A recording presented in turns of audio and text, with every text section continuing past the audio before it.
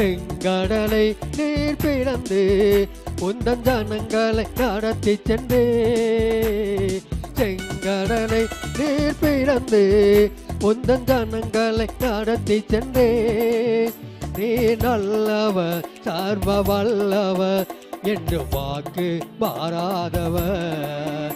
நீ நல்லவர் சர்வ வல்லவர் என்று வாக்கு மாறாதவர். உமக்கொப்பானவர் யார்? உமக்கொப்பானவர் யார்? உமக்கொப்பானவர் யார்? உமக்கொப்பானவர் யார்? வானத்திலும் பூமியிலும் உமக்கொப்பானவர் யார்?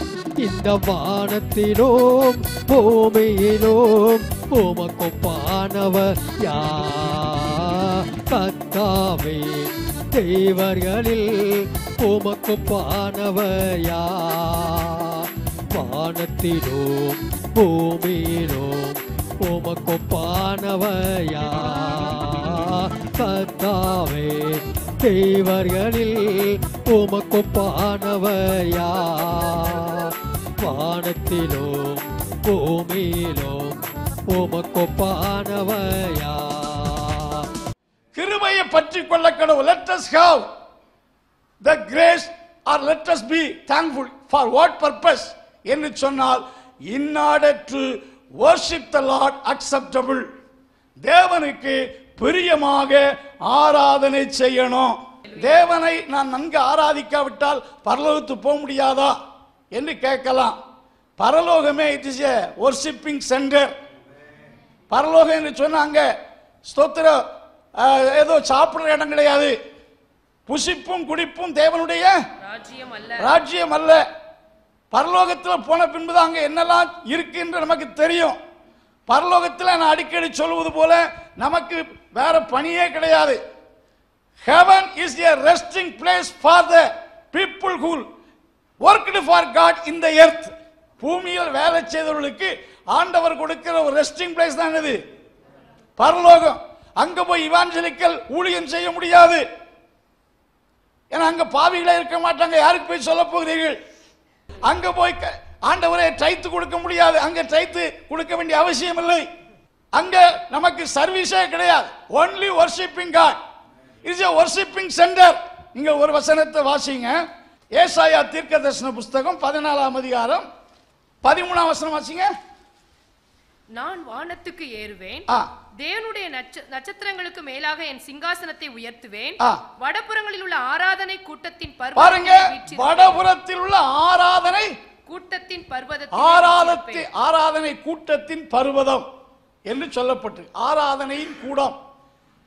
the assembly of worshiping, அதாவது ஆராதிக்கிற மக்கள் ஆராதி கூடம் என்று சொல்லப்பட்டிருக்கு. குறிப்பாக நீங்க வேதத்தில் பரலோகத்தில் பார்க்கும்போது ஓயாமல் இடைவிட வெளிப்படுத்தின விசேஷம் 7ஆம் அதிகாரம் 15ஆம் வசனம் வாசிங்க. வெளிப்படுத்தல் 7:15. ஆனபடியால் இவர்கள் தேவனுடைய சிங்காசனத்திற்கு முன்பாக இருந்து, அதாவது அங்க வெள்ளையங்கி பிடித்து பல கோத்திர பாஷைகளிலிருந்து வந்த மக்கள் எல்லாம் திரளாக நிற்கிறாங்க. இவங்க யாருன்னு கேட்கிறார்கள். தூதன் சொல்றான், உபத்திரவத்தில் வந்தவங்க இவர்கள், மீட்கப்பட்டவர்கள், ஆட்டுக்குட்டின் இரத்தத்தினால் கழுவப்பட்டு பரலோகத்துக்கு வந்தவங்க. அவர்களுக்கு இவர்கள் தேவனுடைய சிங்காசனத்துக்கு முன்பாக இருந்து இரவும் பகலும் அவருடைய ஆலயத்திலே அவரை சேவிக்கிறார்கள். இரவும் பகலும் அவருடைய ஆலயத்திலே அவரை சேவிக்கிறார்கள். Price God. அவர்கள் இனி பசி அடையவும் இல்லை, தாகம் அடையவில்லை என்று சொல்லப்பட்டு அவர்கள் இரவும் பகலும் கர்த்தரை சேவிக்கிறார்கள். நாம இந்த கிருபையோடு ஆண்டவரை நல்ல என்ன செய்யணும்? ஆராதிக்க வேண்டும். வசனத்தில் வாசிக்கிறோம். இந்த ஆராதனை குறித்து நிறைய காரியங்கள் சொல்ல வேண்டும்.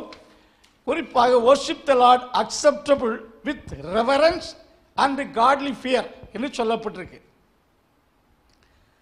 ரெவரன்ஸ் என்று சொன்னா most highest respect toward God is reverence of God. Reverence பயபக்தி என்று சொல்லும் போது 7:30 மணிக்கு வொர்ஷிப் ஆண்டவர் ஆராதிக்க வந்திருக்கிறோம். 8:30 மணி 8:45 மணிக்கு வந்தாலும் பாஸ்டர் ஒன்று சொல்ல மாட்டாங்க. ஆனால் அதே சமயத்தில் நீங்கள் ஒரு கம்பெனியில் வேலை செய்றீங்க, ஸ்தோத்திரம், 7:30 மணிக்கு பஞ்ச் பண்ணோம்னா நீங்கள் 8:15 மணிக்கு போக மாட்டீங்க. அல்லது உங்களுக்கு வேலை கொடுத்த ஒரு பெரிய பாஸ் அவருக்கு முன்னால் நீங்கள் போகும்போது எவ்வளவு ஒரு பணிவு, ஒரு பக்தி உங்களுக்கு இருக்கு. ஆண்டவரை பக்தியோடு நாம் என்ன செய்யணும்?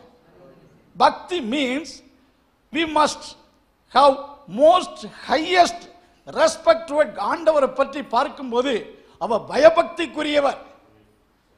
ரெவரன், ரொம்ப ஒரு ரெவரன்சபிள் ஸ்பிரிட் நமக்குள்ள இருக்கணும். we must have a sense of respect toward தேவனை பற்றி. தேவன் சொன்னால ரொம்ப ஒரு ஸ்தோத்திரம் பயபக்தி நமக்குள் வர வேண்டும்.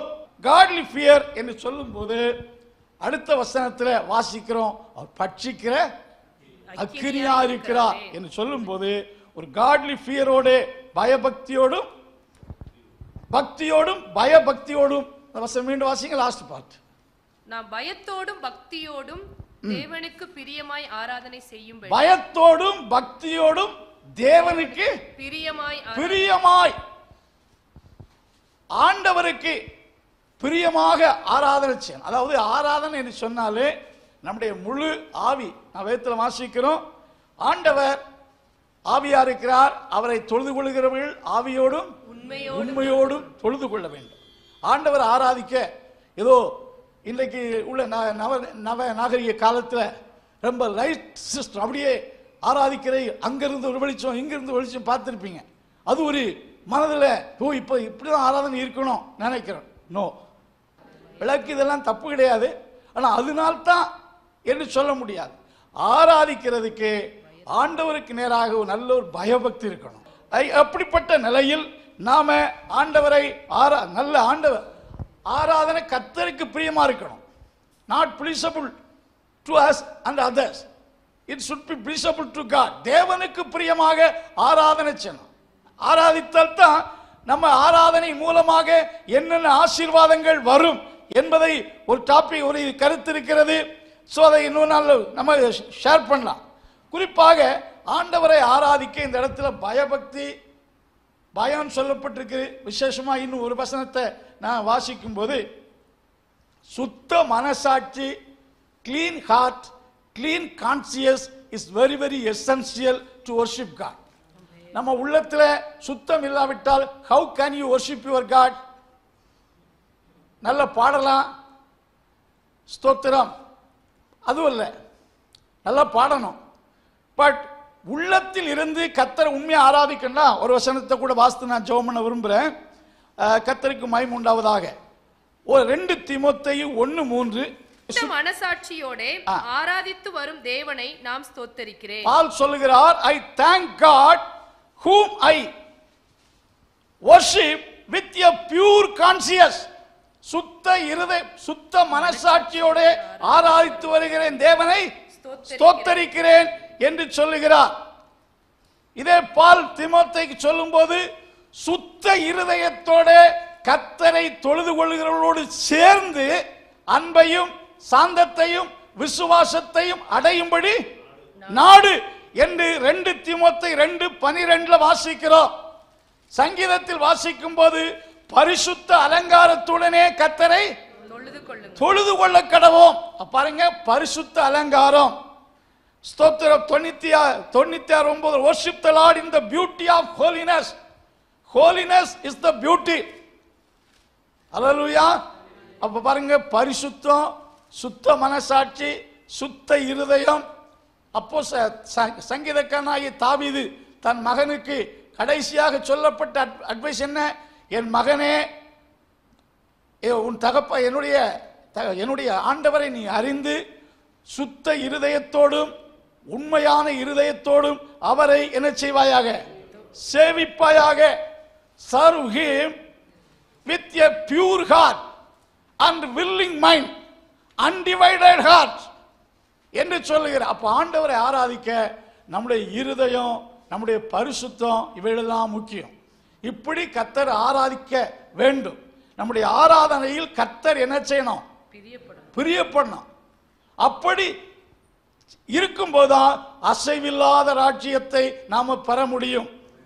கர்த்தரை ஆராதிக்க வந்திருக்கிற இடத்திலும் அப்படி நம்ம பழக்குவிக்கப்பட வேண்டும், உருவாக்கப்பட வேண்டும்.